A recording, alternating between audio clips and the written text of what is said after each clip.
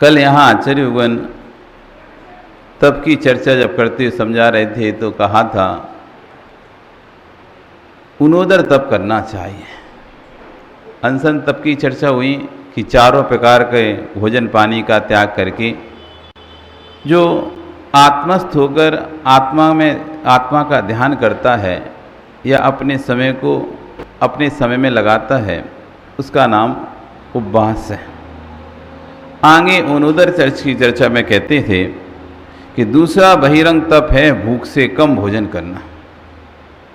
हम पेट भरकर भोजन करते हैं, थोड़ा सा भी जगह रहती है ना तब तक खाते रहते हैं बिल्कुल ऐसा जब तक लग नहीं जाए अंदर से ऐसा फील नहीं हो जाए कि गला भर गया एकदम ठस गया तब तक खाते रहेंगे। ये माताएं कहती महाराज जी और लो पहले से इतना से मना कर दिया। अरे पहले से मना करते तब जाके तो आप इतनी बात तक आप मानते। आचार्य ने कहा है कि अपने पेट के 4 भाग करो। क्या करो? 4 भाग करो।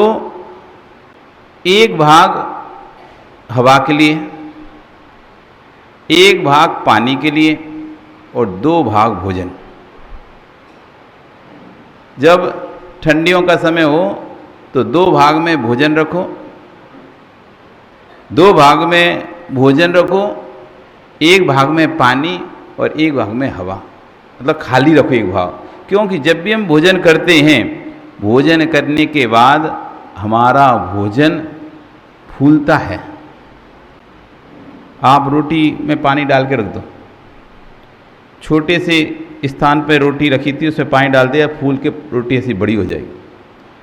बाटी हो कोई भी सामग्री हो और जैसे ही आप उसके अंदर पानी डालेंगे तो पानी डालने से क्या होगा? फूल जाएगी और अपनी जगह ज़्यादा घेरेगी। जगह ज़्यादा यदि आपने बिल्कुल पेट भर के ही भोजन किया है अब उस भोजन के लिए फूलने के लिए जगह नहीं है, आपको खट्टी डकारें आना प्रारंभ हो जाएंगे, आपको गैस होना प्रारंभ हो जाएगी, आपको अनेक प्रकार के रोग होना प्रारंभ हो जाएंगे। इसलिए आचार्य ने कहा ठंडी के मौसम में 2 भाग में ठोस, 1 भाग में तरल और 1 भाग खाली। गर्मी के मौसम में 2 भाग में तरल, 1 भाग में ठोस और 1 भाग खाली।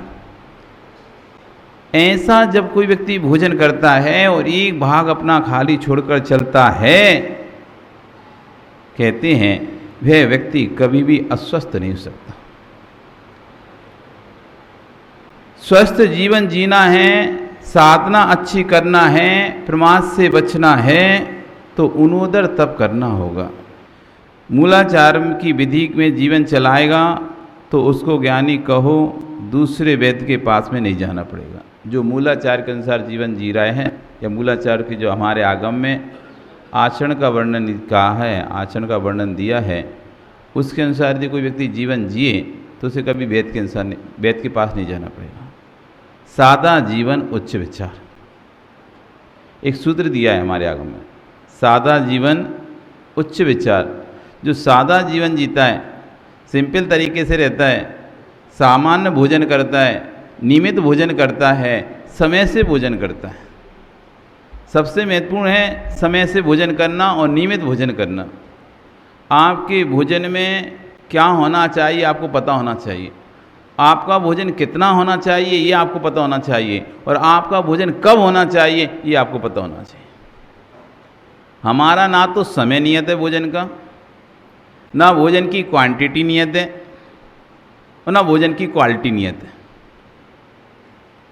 ना तो हमारे भोजन में कोई क्वालिटी है कि हमें प्रतिदिन इतना विटामिन फूड्स खाना है या इतना दूध या इतना ये चीज़ ड्राई फ्रूट्स या इतना फ्रूट्स लेना है या इतनी हरी सब्जी खाना है, जो मिल गया खा पी के। क्योंकि समय ही कहाँ रहे, फ़ोन से फुर्सत मिले तो ध्यान दें कि थाली में है क्या। फ़ोन से फुर्सत मिले तो आपको ध्यान रहे कि थाली में रखा क्या है। आप तो जल्दी से जल्दी लगा दो, थाली लगा दो। उन्होंने लगाई थाली, आपने बात करते टुकड़े टोड़े हो, भरा पेट भरा लगा, आपने पानी पिया और निकल लिए। तो ना तो आपको क्वांटिटी का कोई पता है कितनी क्वांटिटी में खाना है खाना, ना क्वालिटी का तुम्हें कुछ है कि कौन सी क्वालिटी का खाना खाना है, और ना टाइम मैनेजमेंट है। कभी 1 बजे खा लिया, तो कभी 2 बजे खाया खाना, तो कभी 3 बजे खाया, तो कभी 4 बजे खाया, हो सकता है कभी खाया ही नहीं, काम लगा। तो कोई एक समय निश्चित आश्चर्य करेंगे, जो व्यक्ति मूलाचार की विधि के अनुसार जीवन जीता है, तो दूसरे शब्दों में कहें कि उसे कभी वैद्य के पास नहीं जाना पड़ेगा। साधु जीवन में, साधु बनने से पहले व्यक्ति बहुत बीमार होता है, बहुत जुखाम बुखार सर्दी खांसियाँ खूब होती हैं। साधु बनने के बाद बहुत कम हो जाती हैं। यदि साधु व्यवस्थित आहार विधि को जानता हो है, एक साथ सारी सामग्री लेने के बाद भी वो स्वस्थ रहता है। नहीं तो जितने भी डॉक्टर हैं वो कहते हैं एक साथ आप पानी दूध रस सब एक साथ मत पियो, एक समय मत खाओ, जबकि साधु तो एक ही समय में सब कुछ खाना होता है, चाहे वो मीठा हो, चाहे नमकीन हो, चाहे दूध हो, चाहे पानी हो, फल हो, फ्रूट्स हो, सब्जी हो, जो भी सामग्री है सब एक ही समय में लेना है। लेकिन एक समय में भी लेने के बाद भी स्वस्थ रहते हैं, कारण उनको पता है किसके ऊपर क्या नहीं लेना है, गैप करके क्या क्या लेना है। तो मैनेजमेंट करके जब वो आहार करते हैं, सबसे बड़े साधु जीव बनने के बाद सबसे बड़ी परीक्षा है आहार करना। एक तो इतने सारे लोगों के साथ सामने रह के खड़े होकर और सबसे लेते हुए आहार करना है, कौन क्या दे रहा है ये देखना है। ऐसा नहीं कोई ने कुछ भी दे दिया और आप खा लिए, वो तो दे के चला जाएगा, परेशान बाद में आप हो गए। तो सबसे आहार लेना और व्यवस्थित आहार करना और किसके ऊपर क्या पीना, किसके ऊपर क्या खाना, इस चीज़ का विवेक रखना। इसलिए साधु बनने के बाद वो बाकी चीज़ तो आदतन हो जाती है, सरल होती है, क्योंकि एक बार कर लिया वैसे ही रूटीन में करना है। लेकिन आहार प्रतिदिन बदलता है, आहार मौसम के अनुसार बदलता रहता है। एक समान आहार नहीं होता हर दिन, ना तो एक समान हर वस्तु मिलती, ना एक समान हर ऋतु होती, ना एक समान आहार होता। हर समय आहार बदलता रहता है। तो आपको तब विवेक होना चाहिए, तुरंत मौसम देख के आहार बदलना, तुरंत शरीर की प्रगति देखकर आहार बदलना। जब ये ज्ञान होगा तो कह रहे हैं ऐसा व्यक्ति वैद्य के पास नहीं जाएगा। तो जिन साधुओं को मूलाचार का, इस विधि का ज्ञान होता है आहार करने की, वो बहुत कम बीमार पड़ते हैं। रियर के जब बहुत ही ज़्यादा शरीर मतलब किसी कारण से मौसम खराब हो या कोई और कारण हो जाए तो ही बीमार पड़ते हैं, सामान्य भोजन के कारण तो बीमार नहीं पड़ते हैं। भोजन ही औषधि है और भोजन ही रोग है। हम ये दवाई खाते हैं, दवाई, ये दवाई तो एक टेम्परेरी हमारे रोग को दबाने का या रोग को हटाने का, एक अपनी मानसिकता को बदलने का एक साधन है। वास्तव में हमारा भोजन ही सबसे बड़ी औषधि है और हमारा भोजन ही सबसे बड़ा रोग है। आपके भोजन की, रोग किसे कहते हैं?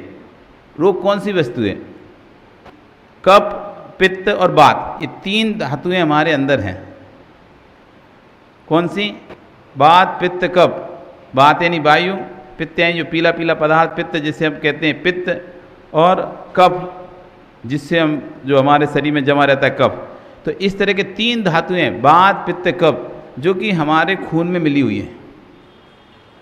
इनका जैसी वैषम्य होता है, वैषम्य मतलब होता है अनबैलेंस, जैसी तीनों धातु वात, पित्त, कफ अनबैलेंस होती हैं, व्यक्ति रोगी हो जाता है।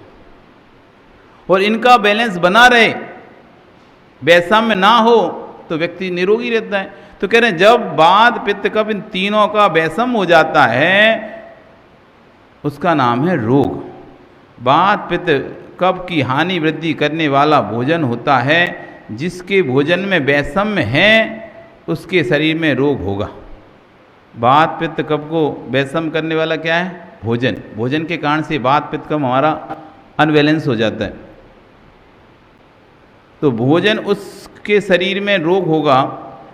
जिसके जैसे भोजन में वैषम्य होने से शरीर में रोग हो जाता है, ऐसी जिसके भावों में वैषम्य है, उतार चढ़ाव चल रहा है जिसके भावों में, तो क्या है? उसको भव के रोग हो गए। कभी अशुभ भाव, कभी अशुद्ध भाव, कभी अशुभ भाव, अशुभ भाव, कहीं ऊपर नीचे, शुद्ध क्षेत्रों पर भी आकर भी, धर्म क्षेत्र में आकर भी उसके भाव नीचे की ओर जा रहे हैं, अशुभता की ओर जा रहे हैं। तो वैषम्य चल रहा है। शुभ क्षेत्र में शुभ भाव उसकी होना चाहिए था। शुभ क्षेत्रों में, अच्छे क्षेत्रों में उसके अच्छे भाव होना चाहिए। वैसे भाव तो नहीं हो रहे, वैषम हो रहा है। क्षेत्र अच्छा है, भाव बुरे हैं। क्षेत्र अच्छा है, भाव बुरे हैं। ऐसा वैषम होने से कह रहे हैं, जैसे भोजन में वैषम होता है तो शरीर में रोग होता है, ऐसे जब भावों में वैषम आता है तो भव के रोग हो जाते हैं। सम्यक दर्शन, ज्ञान, चारित्र, तीन औषधियाँ हैं। जन्म मरण, जन्म जरा मृत्यु के रोग को दूर करने के लिए एक बार क्या हुआ, एक महाराज, नाम इस विस्मरण में हो गया, उनके शरीर में सनत कुमार मुनिराज, एक सनत कुमार मुनिराज थे जिनके शरीर में तीव्र कुष्ठ वेदना हो गई। शरीर पूरा कुष्ठ से गलित हो गया, जगह जगह पीप आदि उनके शरीर से निकल रही थी। वो अपनी, फिर भी उनको शरीर से कोई मतलब नहीं था, सो अपनी साधना में लीन थे। तो स्वर्ग में चर्चा हुई कि देखो कितना निष्प्रय साधु है, जिसको अपने शरीर से ही प्रेम नहीं है तो बाहर की किस वस्तु से प्रेम होगा। जिस व्यक्ति को अपने शरीर से ही प्रेम ना हो वो बाहर की वस्तुओं से क्या प्रेम करेगा। इसका तो राग कितना न्यून है, शरीर से भी राग नहीं है, कितनी भी पीप आदि शरीर में देखो कितना वो हो गया है, तब भी अपना उपचार भी नहीं करते हैं। ऐसे निष्प्रय साधु हैं। तो एक देव को सहन नहीं हुआ। अरे वो बोलता है उपचार नहीं मिला होगा इसलिए निष्प्रय दिख रहे हैं आपको, कोई इलाज करने वाला वैद्य नहीं मिला होगा इसलिए इन्होंने इलाज नहीं कराया, यदि वैद्य मिल जाता तो जरूर इलाज कराते। तो सौधर्मी कहता नहीं, ऐसा नहीं है, वो शरीर से निष्प्रय ही है। तो उस देव को फिर भी विश्वास नहीं है, वो परीक्षा करने के लिए चला जाता है। परीक्षा चलने के लिए जाता है और एक वैद्य का वेश बनाता है। वैद्य का वेश बनाकर जहाँ पर मुनिराज अपनी साधना कर रहे थे उधर आगे पीछे आवाज़ लगाता है, कैसा भी किसी प्रकार का रोग हो, कितना भी गलत कुष्ठ रोग हो, कैसा भी पीड़ा हो, मेरे द्वारा एक औषधि में वो सारा रोग ठीक हो जाएगा। किसी भी प्रकार का रोग हो, कैसा भी रोग हो, कितना पुराना सा पुराना रोग हो, जिसका कोई इलाज ना हो, ऐसा रोग हो, उस रोग से, उस मेरी दवाई से वो रोग ठीक हो जाएगा। अब इस तरह बार बार कभी इधर जाता, कभी उधर जाता, कभी इधर जाता। अब महाराज अपना ध्यान कर रहे, तो उन्होंने आँख खोली, वैद्य जी को बुलाया। अब जैसे ही वैद्य को बुलाया तो देखो वो खुश हो गया। देखो हमने बोला था ना सौधर्मी से कि कोई वैद्य नहीं मिला, इसलिए इन्होंने अब तक अपने इलाज नहीं कराया, वैद्य मिल जाता तो जरूर करा लेते। वैद्य खुश, इंद्र खुश, देव खुश कि चलो बुलाया तो कुछ तो वैद्य से पूछते हैं, क्यों भाई तुम यहाँ क्या कर रहे हो, तुम यहाँ पर क्या कर रहे हो? कि मैं अपनी औषधि बेच रहा हूँ। तो यहाँ तो कोई है ही नहीं बेचने वाला, खरीदने वाला, तुम किसको अपनी औषधि बेच रहे हो, किसका इलाज कर रहे हो? तो बोला आप तो हो, आप करा लो अपने इलाज। तुम इलाज कर दोगे? कि हाँ। किसका? कि आपका कोई भी कैसा भी रोग हो। अब वो तो निकलवाना चाहता ना कि मेरा, वो महाराज के मुख से कि मेरे कुष्ठ का, इस रोग का इलाज कर पाओगे का। तो महाराज पूछते हैं तुम कैसा भी रोग हो तुम इलाज कर दोगे? वो कहता है हाँ, आप कैसा भी रोग हो, कितना भी पुराना से पुराना रोग हो, मैं इलाज कर दूंगा। सही बताओ, कर दोगे? तुम्हारे पास दवा है? कि हाँ मेरे पास दवा है। अब वो तो देव सोचा अब बोलने वाला है कौन सा, कि देखो मेरा कुष्ठ का रोग ठीक करो। तो महाराज कहते हैं मुझे 3 रोग हैं। अच्छा। अब देव कहता है लो, इंद्र महाराज तो एक ही रोग की कह रहे थे, ये तो और 3 रोग की दवाई मांग रहा है। वे तो कह रहे थे कोई रोग की दवाई नहीं मांगता, मतलब इलाज नहीं कराता, और ये तो 3 रोग की दवाई मांगने की बात कर रहे हैं। और हाँ हाँ हाँ हो जाएगा हो जाएगा, कौन से रोग है बताओ? तो कह रहे भैया मुझे जन्म जरा मृत्यु ये 3 रोग लगे हैं।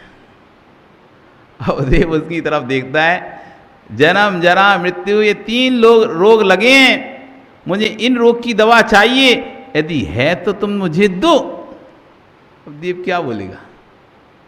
बोला महाराज क्यों मजाक कर रहे हैं, इस रोग की दवा तो मैं कैसे दे सकता हूँ? मैं इस बाहरी रोग की यदि दवा कहें तो मैं कर सकता हूं आपके। तो उनके इस बाहरी रोग की दवा की क्या ही जरूरत है मुझे, ये तो मुझे ठीक करना होता तो मैं 1 सेकंड में कर लेता।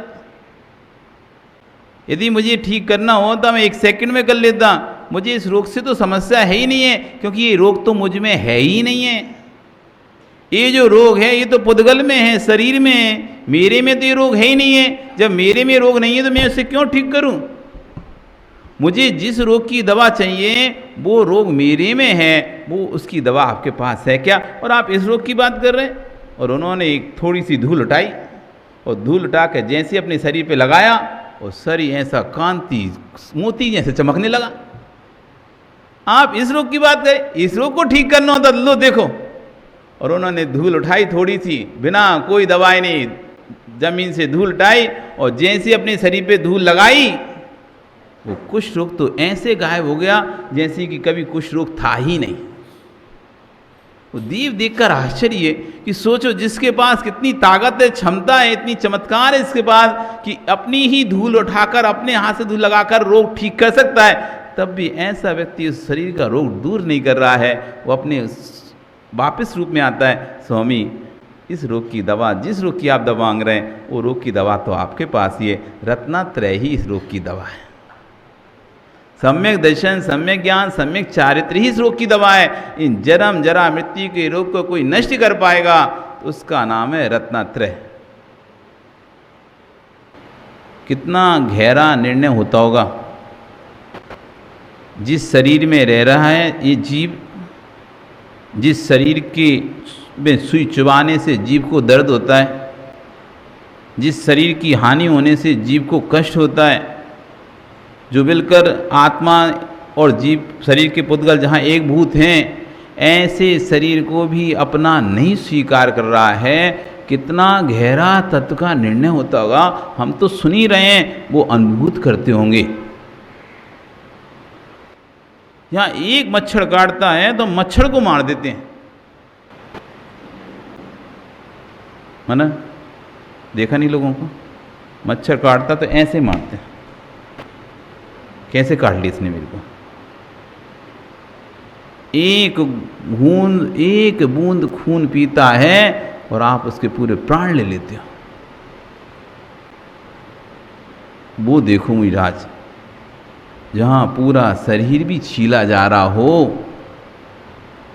तब भी जिन्हें शरीर से मतलब ही ना हो। कैसी क्या दशा होती होगी अंदर, क्या चिंतन चलता होगा अंदर कि बाहर पूरा शरीर खाया जा रहा है, छिला जा रहा है, रोग से ग्रस्त हो रहा है, तब भी अंतरंग में किंचित मात्र भी शरीर के प्रति ममत्व है ही नहीं है, जैसे कि शरीर है ही नहीं है, पर वस्तु हो गया। कितना गहरा चिंतन। कह रहे हैं कि जिसका रत्नात्रय सांभूत होता है, जब वो अपने रत्नात्रय में लीन होता है तभी वे भवातीत होता है। ये जीव भव के रोग से रहित होगा। समानाधिकरण में चलिए, जड़ बुद्धि पुरुष खनन करके समीकरण करते हैं। खनन मतलब समझते हो? खनन यानी खोदना। समीकरण मतलब समझते हो? बराबर करना। समीकरण का मतलब होता है बराबर करना। अज्ञानी पुरुष खोदता है फिर उसको भरता है,